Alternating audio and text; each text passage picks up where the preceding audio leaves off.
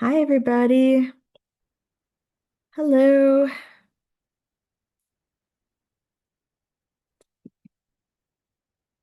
Welcome to Start Strong with News Literacy, the Sift. I think a few of you might still be getting in, but we'll just get going as folks join. So I'm Susan, and I'm the Senior Manager of Education Content here at the News Literacy Project. And today I'm going to be chatting with you about our newsletter for educators called the Sift. And just a quick note before we begin, I'm just going to read this off for you. The material in this presentation is property of the News Literacy Project, Incorporated, unless otherwise noted. Recording or republication of any part of this presentation is prohibited without permission of the News Literacy Project, with the exception of authorized partner organizations. So just in short, please don't record. I think it keeps our space comfortable for everybody here. All right, so just a little background on me. I I mentioned I work at the News Literacy Project. I've been here for about 4 years, and my background is in journalism. I've worked at in local newspapers across the U.S. and mostly in the West Coast.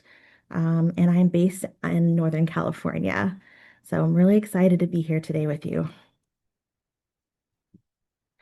All right, so in our session today, we're going to talk about how the SIFT can help address common obstacles in teaching news literacy, and then a little background about how we make the SIFT.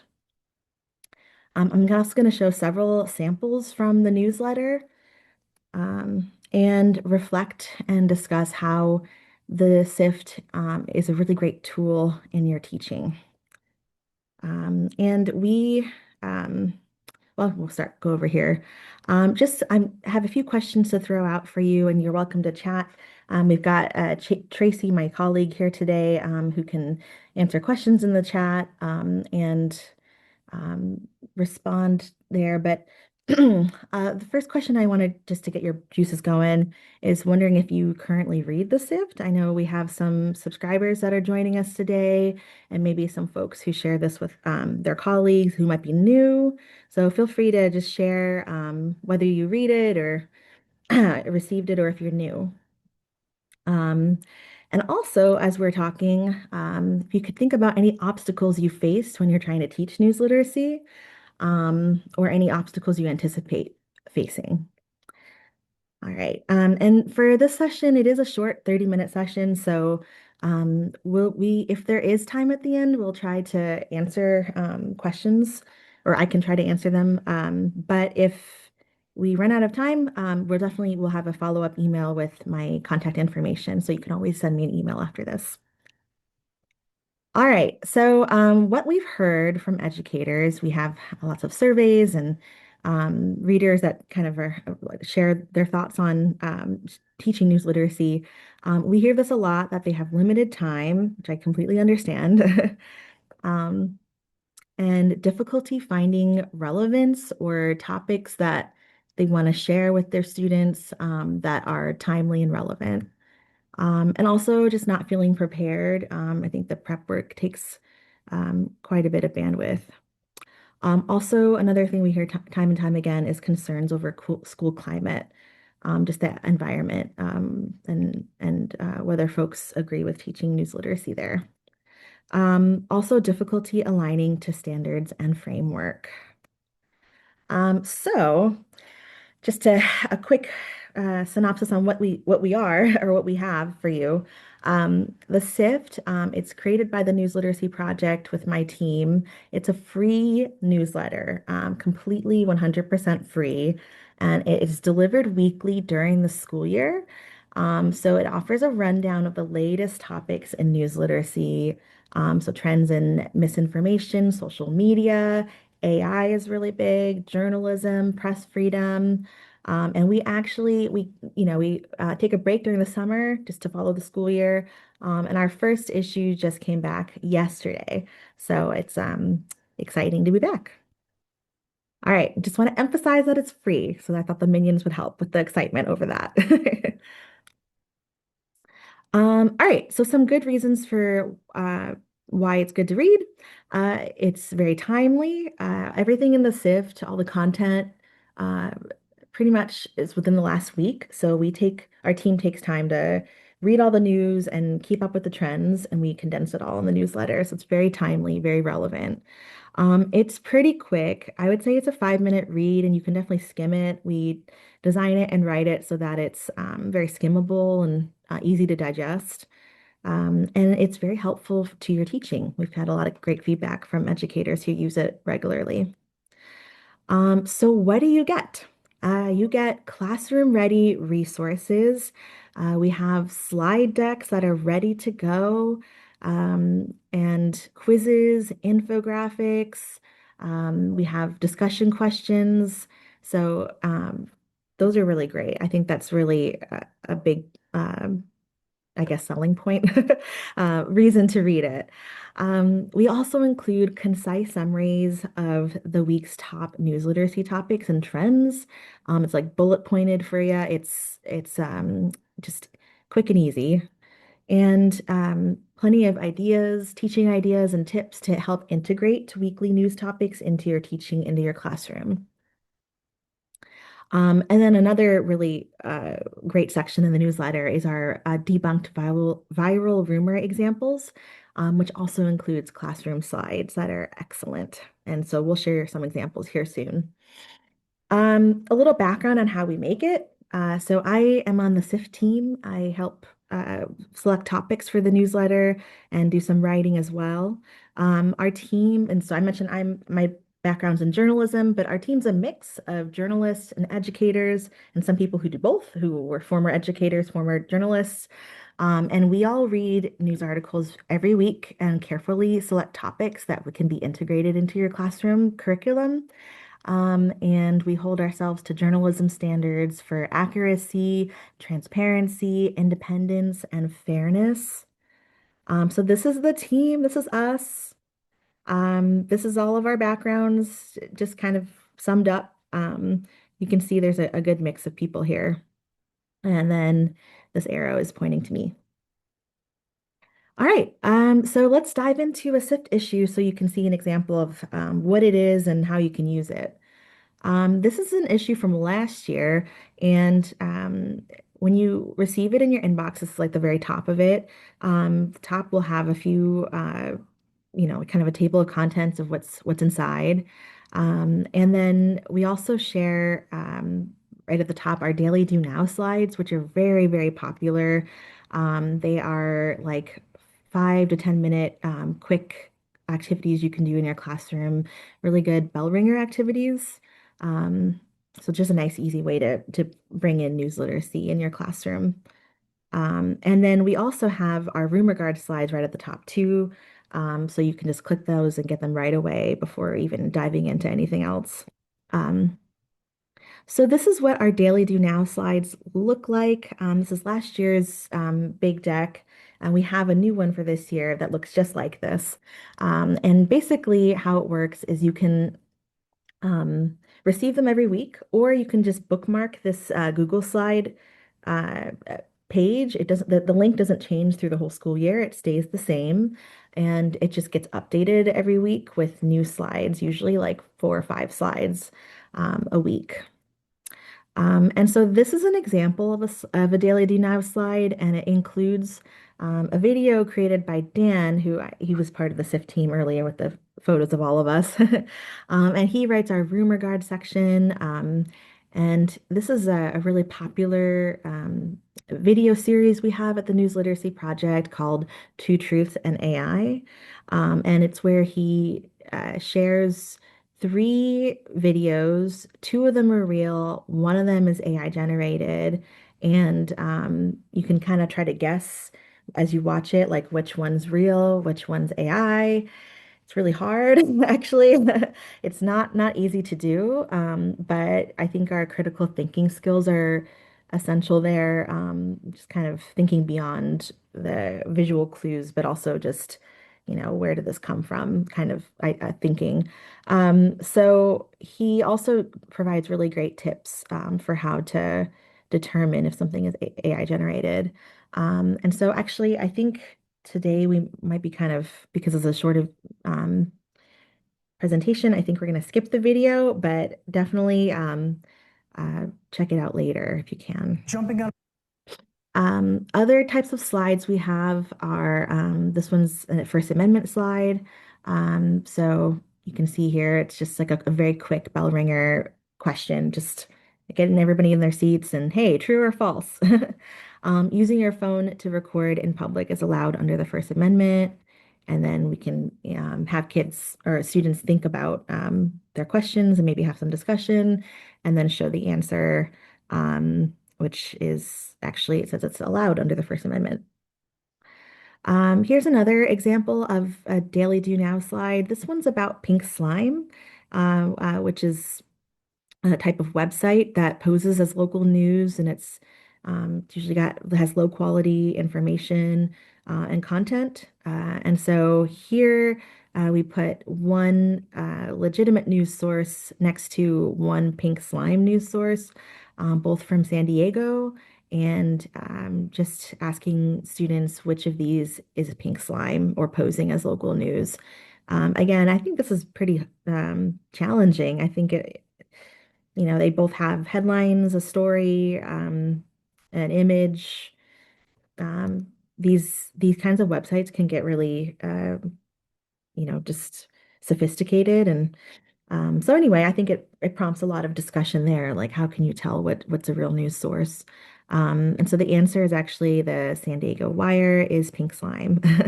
And so we have a link here if you want to take it further. And there's a quiz with all kinds of questions similar to this.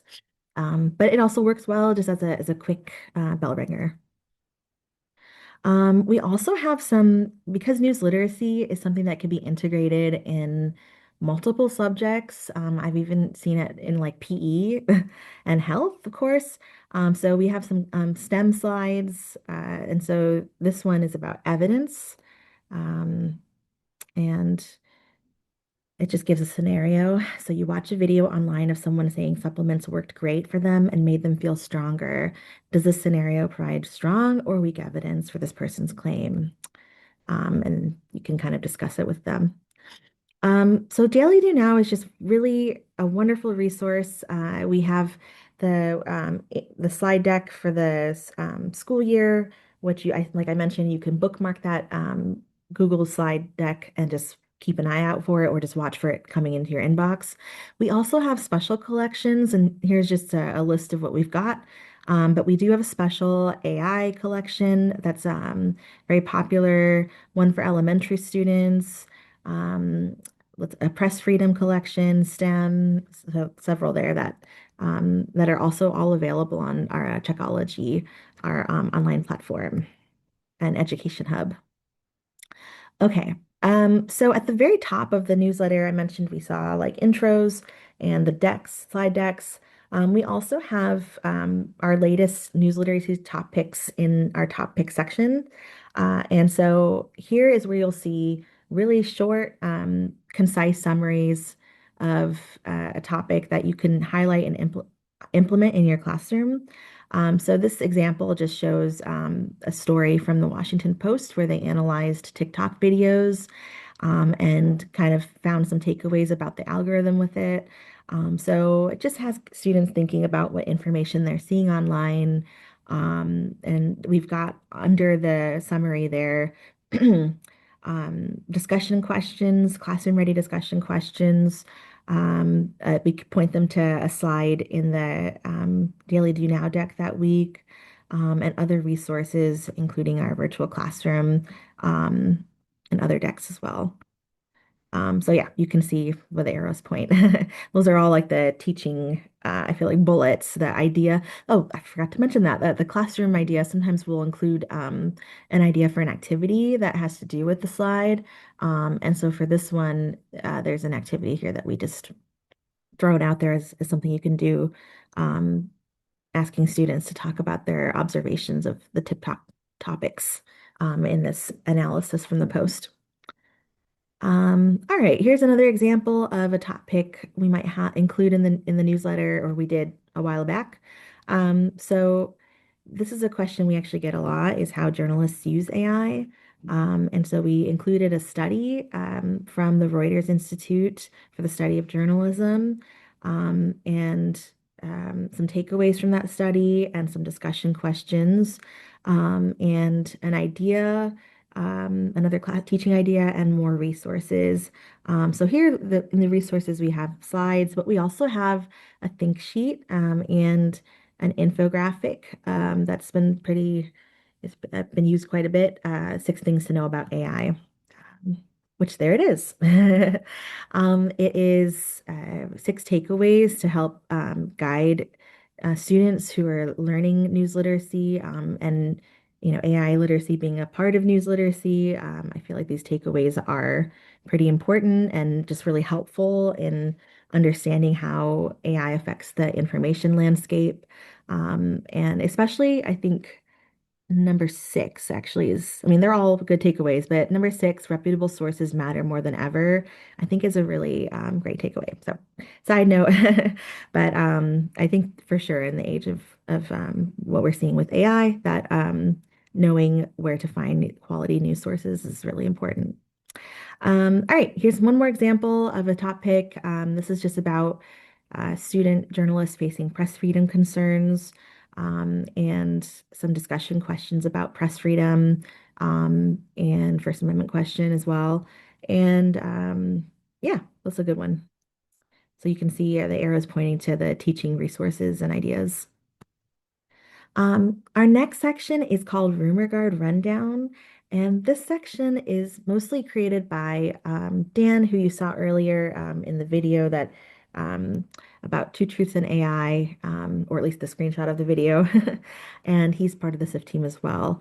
And he's a fact checker and a misinformation expert. He creates these slide decks based off of debunked rumors, and he writes for rumorguard.org, which is run by the News Literacy Project. So here, this one ran last school year, and was a very popular slide deck and story. It was about an AI generated clip of a drunk raccoon. So, how can you, it talks, yeah, it was a good deck. It was, I think it maybe had a few laughs, but it also had a really good takeaway with understanding what's authentic, what's not, why it's hard to distinguish between facts and fiction, and more tips for spotting deceptive clips like these.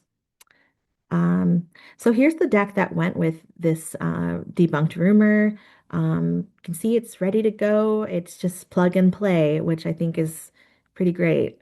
So you can share this deck with students and kind of walk through, how, you know, what made it viral possibly, and also how you can debunk it yourself. So here's an example of a slide from the deck, which shows the raccoon. And then it asks students to take a closer look.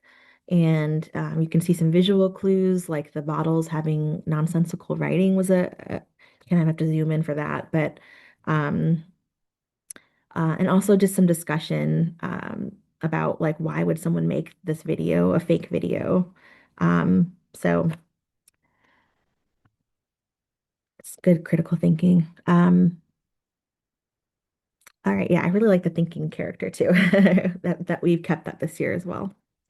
So here's another example of a rumor that's been debunked, and it shows sledding on a snow hill. It's a really big hill off the side of um, I forget what that is actually, but it's not real. AI generated. And this is this topic's interesting to me just because there's a lot of, after like weather events, a lot of misinformation tends to come out then. So this is a good one to discuss. Oh, and you can see here the arrow pointing to our buttons. So at the end of a quick summary like this, we'll have the link right there to the Google slide deck. So it just takes you directly there. It's a great resource. And here it is again. Here's another deck, and you can also find all of the slides at the very top of the newsletter. Like I mentioned earlier, And this is what this year's guide looks like so far. Since we've had one issue of the Sift so far, we had two slide decks in that issue from yesterday. And you can see right here that they were both weather, natural disaster related. All right, our newsletter ends with a section we call kickers, and these are just super short summaries, shorter than what's up top on the top, just to get a nice kind of well-rounded kind of just to be informed as an educator of what's going on in news literacy, what trends are happening. We don't have slide decks for these topics or anything like that necessarily, but it's just like quick hits just to kind of stay informed. It's mostly what it's for. So yeah. Oh, let's see. There we go. Um, all right. I think we've got a bit of time here. So I'm going to share more about other resources we have in the SIFT. We have special issues that we do on occasion where we kind of break away from the format of having all those decks and top picks and rumor guard and kickers. And we'll sometimes just do like takeover issues where like the whole issue is maybe like a quiz like this. So this is an example of a quiz we created in the SIFT, just the first three questions. And it's about AI. It shares, question three shares an AI generated image and asks students to look for clues that it's AI, and some basic questions like what does it mean when AI chatbot has hallucinations? Are they objective tools? These are good questions to be asking. Um, and then we also have, I should mention that last year, our Hannah on our team created this incredible poster about the information ecosystem and how news or how the ecosystem depends on news. So we did have a special issue also around that new resource, and it included this great slide deck on news and how to separate news from content about news in today's information ecosystem. So here in this deck, it was it's also like an activity. It's very long. It's wonderful. So I'm just going to show a slide or two from that.